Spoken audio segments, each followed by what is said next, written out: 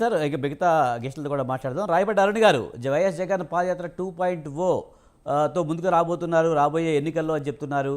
రాబోయే ఎన్నికలకు ముందని చెప్తున్నారు. ఎలా చూస్తారు మీరు? సార్, ప్యానెల్లో ఉన్న పెద్దలకి, మీకు స్వతంత్ర టీవీ వీక్షకులకి నమస్కారం సార్.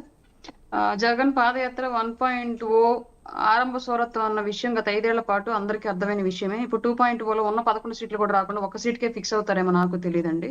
క్లియర్ గా ఈ రోజు మళ్ళీ జగన్మోహన్ రెడ్డి గారు కనుక పాదయాత్ర స్టార్ట్ చేస్తే మేము క్లియర్ గా చెప్తున్నాం, మీరు గతంలో పాదయాత్ర చేసినప్పుడు ఏ రోడ్డుల్లో కుంటలు ఉన్నాయని దూకి దూకి జనాలను నమ్మించారో, గత 5 ఏళ్ల పాటు ఆ రోడ్లు వేయకుండా ఎలా అయితే కాలయాపన చేశారో, ఈ రోజు ఆ రోడ్లు వేసి ఉన్నాం. ప్రశాంతంగా మీరు వచ్చి పాదయాత్ర చేసుకుని వెళ్ళొచ్చు. అలాగే చట్టంలో ఉన్నటువంటి పరిమితులకు లోబడి మీరు మీ పాదయాత్రకు ఎలాంటి ఆటంకాలు కలగకుండా పర్మిట్స్ ప్రకారం చేసుకుని వెళ్ళొచ్చు. మీరు గతంలో మమ్మల్ని ఎవరిని బయటికి రానియకుండా ఎలా అయితే అప్పటికప్పుడు సెక్షన్లు క్రియేట్ చేసి అప్పటికప్పుడు ఇబ్బందులు ఎలా అయితే పెట్టారో, అలా మా ప్రభుత్వం మిమ్మల్ని పెట్టదు. మీరు ఎప్పుడైతే చట్టంలో ఉన్నటువంటి సవరణలను ఫాలో అవుతారో అప్పుడు క్లియర్ గా మీకు అవకాశం ఇస్తారు. సెక్యూరిటీ ఇచ్చి మరి మీరు పాదయాత్ర చేసుకుని వెళ్ళొచ్చు.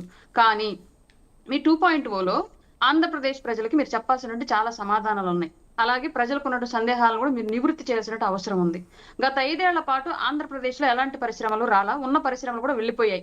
2.0లో అయినా సరే పరిశ్రమలు తీసుకొస్తారా, లేదా ఇప్పుడు ఈ కూటమి ప్రభుత్వం తీసుకొచ్చినటువంటి పరిశ్రమలను కూడా వెళ్ళగొడతాను కంపల్సరీగా అని చెప్పేసి ప్రజలకు హామీ ఇస్తారా అన్నది తెలియజెప్పాల్సిన అవసరం జగన్మోహన్ రెడ్డి గారికి ఉంది. అలాగే గత 5 ఏళ్ల పాటు తలలేని మొండంగా ఆంధ్రప్రదేశ్, రాజధాని లేనటువంటి రాష్ట్రంగా ఆంధ్రప్రదేశ్ ఉంది. నెక్స్ట్ మళ్ళీ అధికారంలోకి వస్తే ఈసారైనా సరే రాజధానిని పూర్తి చేస్తారా, లేదంటే మళ్ళీ కూడా రాజధాని లేకుండా 3 ముక్కల ఆటలాగా ఈసారి 6 ముక్కల ఆట స్టార్ట్ చేసి 5 ఏళ్ల పాలన కొనసాగిస్తారా అన్నది కూడా ప్రజలకు చెప్పాల్సిన అవసరం అయితే ఉంది. అలాగే సంవత్సరానికి ఒక లక్ష ఉద్యోగాలతో క్యాలెండర్ ప్రతి సంవత్సరం జనవరి 1న రిలీజ్ చేస్తానని చెప్పేసి గతంలో హామీ ఇచ్చాడు. కానీ 5 ఏళ్లలో ఒక్క జాబ్ క్యాలెండర్ కూడా రాలా. ఈసారైనా సరే మరలా అధికారంలోకి వస్తే ఎన్ని ఉద్యోగాలు ఇస్తామని చెప్పేసి నిరుద్యోగ యువత కానివ్వండి, ప్రజలు కానివ్వండి క్వశ్చన్ చేస్తారు.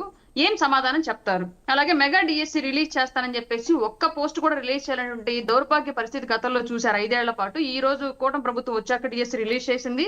నెక్స్ట్ వస్తే మళ్ళీ చేస్తావా చేయవా అని చెప్పేసి అడుగుతారు. దానికి సమాధానం ఉందా లేదా?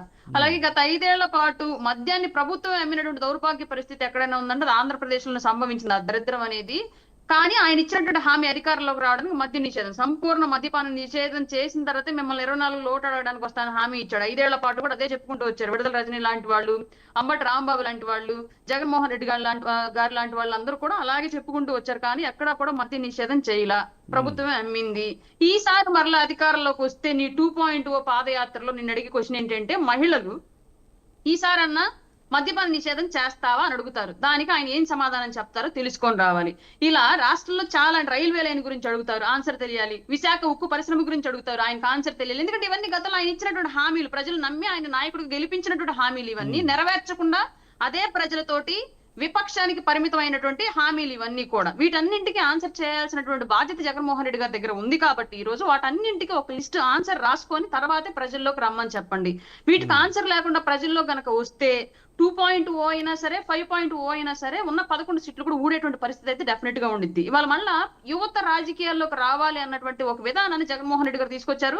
నిజంగా అప్రిషియేట్ చేయాల్సిన అంశం. కానీ ఆయన తీసుకొచ్చినటువంటి అంశం ఎందుకు తీసుకొచ్చాడు అది అంటే, ఆల్రెడీ పార్టీలో ఉన్నటువంటి పెద్దలు వీడిపోతున్నారు పార్టీని. కారణం ఏంటి అంటే, జగన్మోహన్ రెడ్డి అనే వ్యక్తి, వైసీపీ అనేటువంటి పార్టీ ఇక జన్మలో అధికారంలోకి రాదు అని గ్రహించారు. కాబట్టి రాజకీయంగా ఇప్పటికీ అనుభవజ్ఞులైనటువంటి రాజకీయ నాయకులంతా కూడా జగన్మోహన్ రెడ్డి గారిని, ఆయన పార్టీని వదిలేసి వెళ్లిపోతున్నారు. కాబట్టి ఏమీ తెలియనటువంటి యువత, ఆవేశం పూరితంగా ఉన్నటువంటి యువతను తీసుకొచ్చి రప్ప నరికించడాలు, కత్తులు బట్టి తిప్పించడాలు, అనేది గన్నులు పెన్నులు అంటున్నాడు, అవన్నీ చేయించడాలు అంటే ఒక రకమైనటువంటి రౌడీ రాజకీయాన్ని యువతలో నేర్పించేసి తద్వారా సమాజంలో అలజడులు సృష్టించేసి తద్వారా ప్రభుత్వం మీద వ్యతిరేకత తీసుకొచ్చి తద్వారా పాదయాత్రలు లబ్ధి పొందాలన్నటువంటి ఒక దురుద్దేశపూరితమైనటువంటి ఆలోచన ధోరణిలో జగన్మోహన్ రెడ్డి గారు ఉన్నారు. కాబట్టి ఈసారైనా ప్రజలు గ్రహించారన్న విషయం జగన్మోహన్ రెడ్డి గారు గ్రహించుకుంటే మంచిదని మేమైతే చెప్పదలుచుకున్నాం సార్.